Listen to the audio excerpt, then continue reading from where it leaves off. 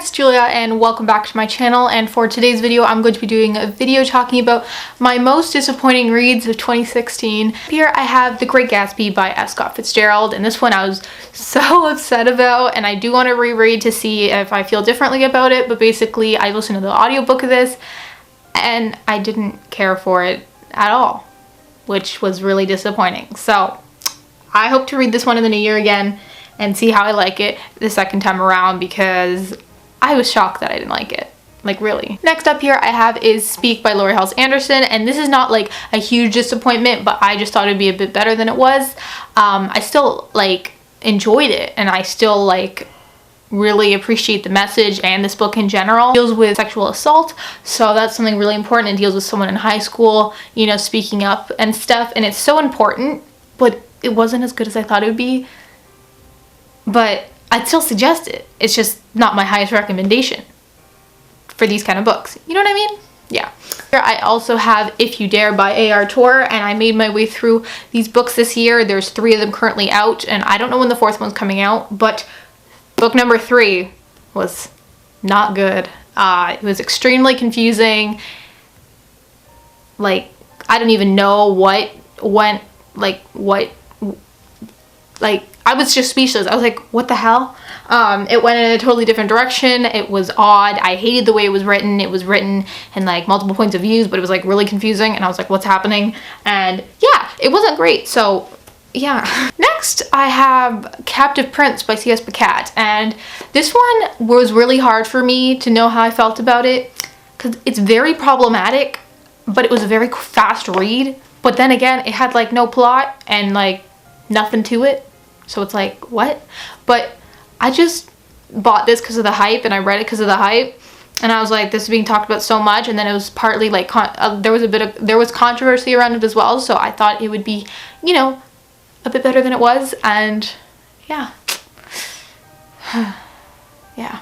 Next up here I have A Natural History of Dragons by Marie Brennan. This book I just thought was better. I thought it was gonna be better, and I love dragons in general, like, and the dragon books that I read, I haven't liked any of them, and I don't know what it is. This was written like Jane Austen meets dragons, and it just gave me a headache.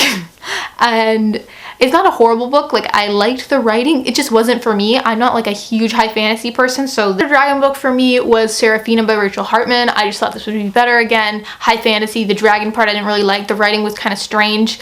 Yeah. Next I have We Were Liars by E. Lockhart, and this book I couldn't. Like, I didn't like the writing. The plot twist was just really random, and I didn't care for anybody at all. That makes me sound so harsh. I'm sorry. But I just didn't enjoy these, like the books that I'm mentioning. I just didn't enjoy them. So, yeah. Moving on. I have Cell by Stephen King, which I was disappointed by. I thought it'd be better than it was. It was not good. I DNF'd it. I just couldn't get through it. It didn't feel like a King novel to me. Yeah. Next up here I have Coke Machine Glow by Gordon Downey, and I was disappointed by this one. It was a poetry collection. I just don't think I just got the gist of it. I was like it was just odd, and I just didn't enjoy it, and I don't know why. And I love the Tragically Hip's music. Like, I will listen to them and stuff. I'm not like hardcore fan, like I don't know every single little detail about them, but it just made me sad because I thought I would enjoy it because, you know, it's by a member of the Tragically Hip. Like, come on. But yeah, it was a little bit disappointing for me. But not least, let's just drop the bomb with this one and mention Pride and Prejudice, which I tried to read like 5 times this year and I can't do it. And this is such an unpopular opinion, so I'm sorry. Not really though, but I mean, if you like it, I'm happy you enjoyed it, and I wish I enjoyed it, and I really want to give it another shot because I can't. Like, I tried to read this, I got 100 pages in, I couldn't do it. I tried to read it again, no. Like, I tried to read it so many times this year, and I just get to like page 125, and I'm like, I don't care. So, that's like my main one of the year, was I tried to read an Austen, and I couldn't do it. I don't know. I just really hated it. But then again, that's a very unpopular opinion. So if you want to read it, you go right ahead and have fun. Hopefully you like it, because I didn't. There you guys have it. Those were some of my most disappointing reads of 2016.